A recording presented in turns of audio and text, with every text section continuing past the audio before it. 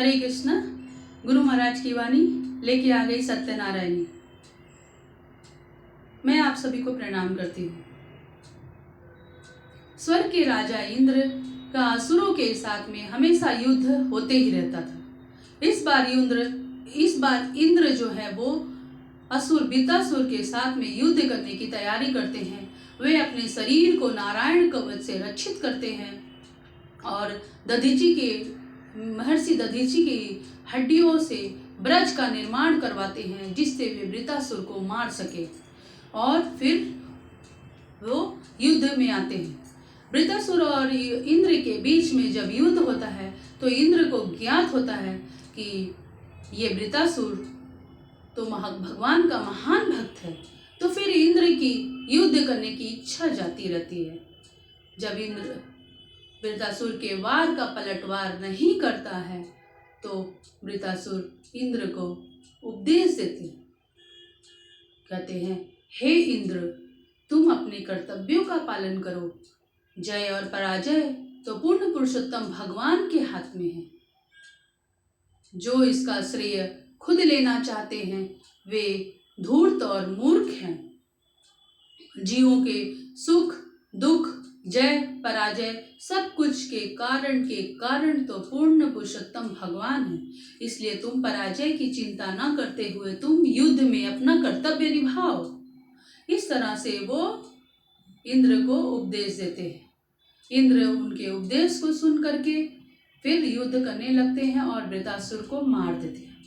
वृतासुर अपने अंतिम समय में भगवान से प्रार्थना करते हैं कि हे भगवान, मुझे मोक्ष नहीं चाहिए, मुझे स्वर्ग नहीं चाहिए, मुझे कुछ भी नहीं चाहिए। मुझे आपके चरण कमलों में शरण चाहिए।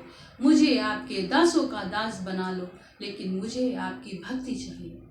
इस तरह से वृतासुर भगवान से प्रार्थना करते हुए अपने शरीर का त्याग करते हैं। राजा परीक्षित जब ऐसा सुनते हैं तो वो सुखदेव गोस्वामी से पूछते हैं कि हे गुरुदेव, मुझे ये बताइए कि वृतासुर असुर होते हुए इतना महान भक्त किस तरह से बन गया, किस तरह से वो भगवान की इतनी अच्छी से भक्ति कर सका। तब जब परीक्षित महाराज ऐसा पूछते हैं तब सुखदेव गोस्वामी कहते हैं, हे राजन सुनो, इसे मैंने नारद जी से, देवल ऋषि से और व्यास जी से सुना है, वो मैं तुम्हें कहता हूँ। बहुत सालों के पहले की बात है। सूरसेन नगर में एक राजा था, चित्रकेतु उसका नाम था। वो बहुत समृद्धशाली था, बहुत ऐश्वर्यवान था, शक्तिशाली था। उसके यहाँ कोई वस्तु की कमी नहीं थी। उसके नागरिक सब समृद्ध थे। वो राजा तरुण था, सुंदर था, बलशाली था। उसकी 1 करोड़ पत्नियां थी, लेकिन 1 करोड़ पत्नियों के रहते हुए भी वो राजा के एक भी पुत्र न था, संतान नहीं थी। इसके कारण राजा दुखी रहता था। एक दिन राजा अपने महल में जब बैठा रहता है तो उस समय महर्षि अंगिरा, जो कि ब्रह्मा के पुत्र हैं, वहां पे पधारते हैं। राजा महर्षि अंगिरा के आगमन पे तत्क्षण उठ करके उनको प्रणाम करता है, उनके चरण धुलाता है, उनकी नाना तरह से उनकी सेवा करता है, उनको खाद्य सामग्री अर्पण करता है, उनको हर तरह से संतुष्ट करता है। जब महर्षि हर तरह से संतुष्ट हो जाते हैं तब राजा हाथ जोड़ करके भूमि पे बैठ जाता है और उनके सामने जब बैठ जाता है तो महर्षि उसके चेहरे को देखते हैं। उसके पीले पड़े मुख को देख करके महर्षि उससे पूछते हैं, हे राजन, तुम्हारे राज्य में सब कुछ कुशल तो है? तुम्हारा राज्य शत्रुओं के द्वारा रक्षित तो है? तुम्हारे सेवक जो है तुम्हारी आज्ञा का पालन तो करते हैं? तुम्हारी पत्नियां जो है वो तुम्हें प्रेम तो करती हैं?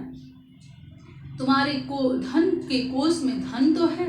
इस तरह से राजा से महर्षि पूछते हैं तो राजा हाथ जोड़ करके कहता है, महाराज, मेरे पास सब कुछ है, लेकिन मेरे पास पुत्र नहीं है और पुत्र न होने के कारण मेरे पितृ जो है वो नरक में गिरते जा रहे हैं। तो आप कृपा करके मुझे पुत्र प्रदान करने की कृपा करें। तो महर्षि उसकी प्रार्थना को सुन करके करुणा से भर जाते हैं और वो एक यज्ञ का आयोजन करते हैं। उस यज्ञ के आयोजन में देवताओं को खीर के पिंड का आहुति दिया जाता है। जब यज्ञ संपन्न हो जाता है तो उस यज्ञ के संपन्न होने के बाद जो प्रसाद अवशेष बचता है उसे राजा को देते हुए महर्षि कहते हैं कि इसे अपनी रानी को खिला दो, किसी भी एक रानी को खिला दो, इससे तुम्हें पुत्र होगा, लेकिन वो पुत्र तुम्हारे हर्ष और शोक का कारण बनेगा। ऐसा कह करके महर्षि राजा के उत्तर की प्रतीक्षा किए बिना वहां से चले जाते हैं। राजा अपनी बड़ी रानी कृतधुति को वो प्रसाद खिला देता है। फिर रानी राजा से गर्भवती होती है और समय आने पे एक सुंदर पुत्र को जन्म देती है। राजा को जब ये खबर मिलती है कि उनके पुत्र हुआ है तो राजा मारी खुशी के बहुत सारा ब्राह्मणों को दान देते हैं। वह 60,000 गाय, बहुत सारे हाथी, घोड़े, सोने, चांदी, वस्त्र इत्यादि का दान करते हैं और खुशी के मारे अपने पुत्र को देखने के लिए आते हैं। फिर वो राजा का जो है अधिकतर समय अब अपने पुत्र के साथ व्यतीत होने लगता है। जैसे जैसे राजा का पुत्र बढ़ता है वैसे वैसे राजा की आसक्ति पुत्र में बढ़ती जाती है और राजा का प्रेम जो है वो रानी कृतधुति के प्रति भी बढ़ने लगता है। इसको देख करके राजा की जो अन्य रानियां थी वो सौतिया डाह में जलने लगती हैं और वो सोचती है कि अगर मेरे भी पुत्र होता तो राजा हमें भी प्रेम करता। इस तरह से उनका जलन जब बढ़ने लगता है और वो तब आपस में मिल करके एक प्लान करती हैं और योजनाबद्ध तरीके से वो उस बालक को विष दे देती हैं। दूसरे दिन जब बालक उठता नहीं है तब रानी अपनी धाय को भेजती है कि जाओ पुत्र को लेके आओ, आज मेरा पुत्र इतना देर तक क्यों सो रहा है। धाय जब जाती है और देखती है कि वो बालक मृत पड़ा है तो वो कहती है हाय मैं मारी गई, ऐसे करके वो रोने लगती है। रानी उसकी चीख को सुन करके दौड़ी दौड़ी जाती है और रानी देखती है कि बालक मृत पड़ा है तो रानी भी चीख मार करके भूमि पे अचेत हो जाती है और रोज जोर जोर से रोने लगती है। रानी को रोता देख करके महल में जितने स्त्री और पुरुष थे सब रोने लगते हैं। इस तरह से ये खबर जब राजा के पास पहुंचता है तो राजा ये सुनता है कि किसी पता नहीं किस कारण से उसका पुत्र मर गया है तो राजा अंधा हो जाता है, अंधा के जैसा हो जाता है, उसको कुछ दिखाई देना बंद हो जाता है और वो गिरता पड़ता महल के अंतपुर में आता है और उस बालक जो मृत बालक का शव था उसके चरणों में गिर करके रोने लगता है, बिलखने लगता है। राजा रानी को इस तरह रोते देख करके पूरी प्रजा रोने लगती है, पूरे नगर में शोक की लहर दौड़ जाती है, सब कुछ सब शोक संपन्न हो जाते हैं। तो इस तरह से राजा रानी के शोक के डूबे रहने की कुछ समय के बाद वहाँ पे नारद जी और महर्षि अंगिरा पधारते हैं। महर्षि अंगिरा और नारद जी आकर के राजा को समझाते हैं कि देखो ये तो जो आत्मा है वो आज यहाँ कल कहाँ रहता है, ये तो अपना शरीर बदलते रहता है, इसके लिए शोक नहीं करना चाहिए। वो आज तुम्हारे पुत्र के रूप में है, कल तुम उसके पुत्र बन सकते हो। इस तरह से उसको बहुत तरह से उपदेश देते हैं, लेकिन राजा के मन में ये आशा बन जाती है कि ये लोग महान ऋषि हैं, ये जरूर मेरे पुत्र को जिला देंगे और इस तरह से वो उनसे प्रार्थना करने लगता है कि मेरे पुत्र को जिंदा कर दीजिए। महर्षि नारद जो थे उनको उसके ऊपर दया आती है और उस जीवात्मा को बुलाते हैं जो कि राजा का पुत्र था। जीवात्मा के आने पे नारद जी कहते हैं कि सुनो, तुम्हारी अभी आयु शेष है, तुम चाहो तो तुम अपने शरीर में रह सकते हो, क्योंकि तुम्हारे माता पिता तुम्हारे लिए बहुत बेचैन हैं। वो जीवात्मा कुछ क्षण के लिए उस शरीर में प्रवेश करता है और कहता है कौन से मेरे माता पिता, जितने बार मेरे तो अनेक माता, जितने बार मैंने जन्म लिया मेरे उतने माता पिता, मैं कौन से माता पिता को, मेरे न तो कोई माता है न कोई पिता। शरीर, ये तो शरीर के साथ संबंध है, आत्मा के साथ सिर्फ भगवान के साथ संबंध है।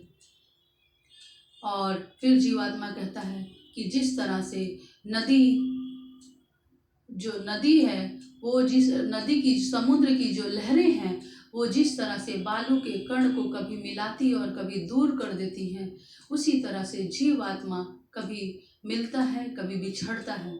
जिस तरह से सोना और जो क्रय की वस्तुएं विक्रय हो जाने पे एक स्थान से दूसरे स्थान पे चली जाती हैं, उसी तरह से जीवात्मा अपने कर्मों के अनुसार कभी इधर तो कभी किधर चला जाता है। इसके लिए किसी को शोक नहीं करना चाहिए। जीवात्मा पूरे ब्रह्मांड में अपने कर्मों के अनुसार भटकते रहता है।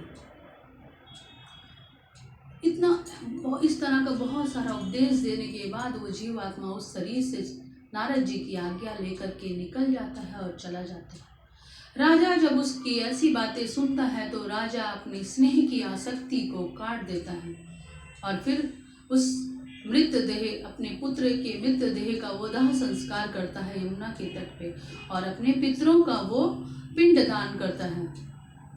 फिर वो हाथ जोड़ करके नारद जी से उपदेश देने के लिए कहता है और उसकी जो रानियां जिन्होंने उस बालक को विष दिया था, वो भी जब ऐसा उस मृत बालक जीवात्मा के मुख से उपदेश सुनती हैं तो वो बहुत पश्चाताप करने लगती हैं और वो स्वीकार कर लेती हैं कि उन्होंने उसे विष दिया था।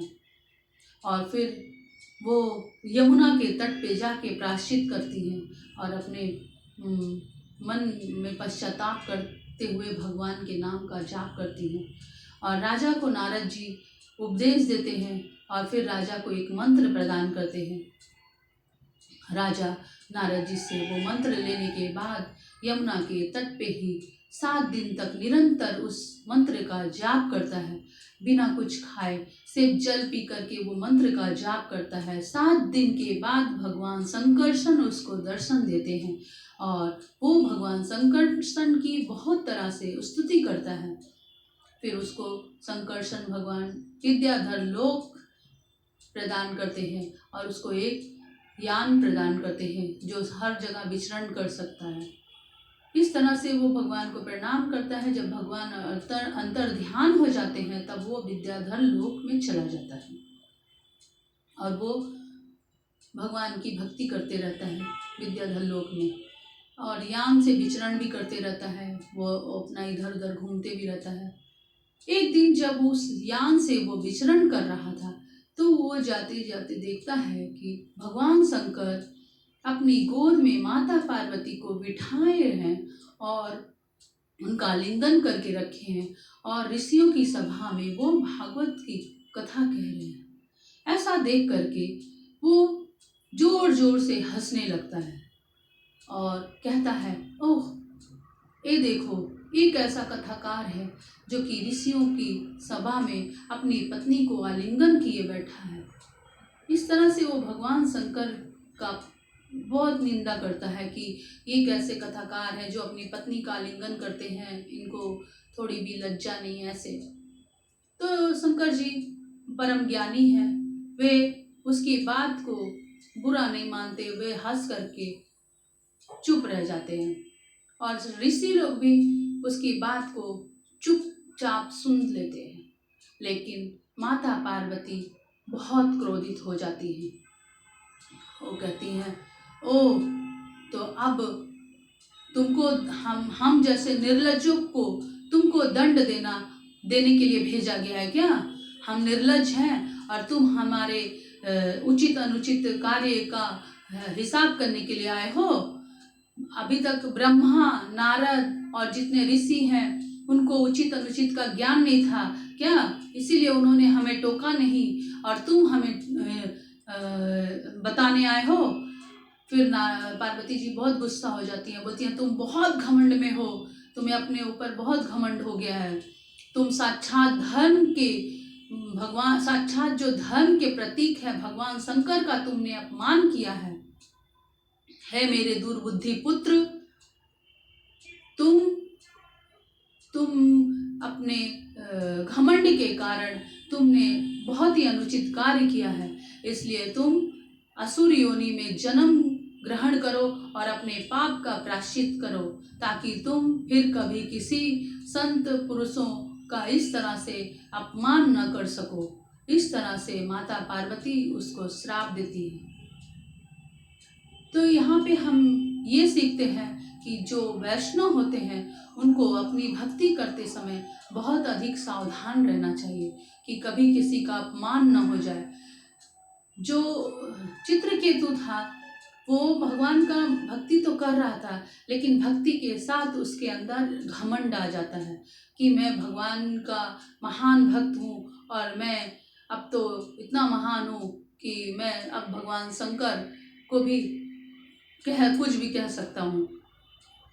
इस तरह से माता पार्वती ने उसको दंड दे करके एक तरह से ठीक ही किया, क्योंकि जो वैष्णव होते हैं उनको ये शिक्षा जरूर लेनी चाहिए कि हमें अपनी भक्ति करते समय सावधान रहना चाहिए कि हम कभी किसी वैष्णव की निंदा ना करें, किसी वैष्णव का अपराध ना कर दे।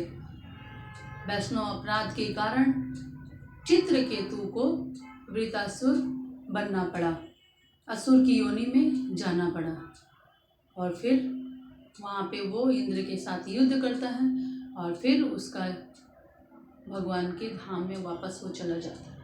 हरे कृष्णा कहिए, सदा खुश रहिए।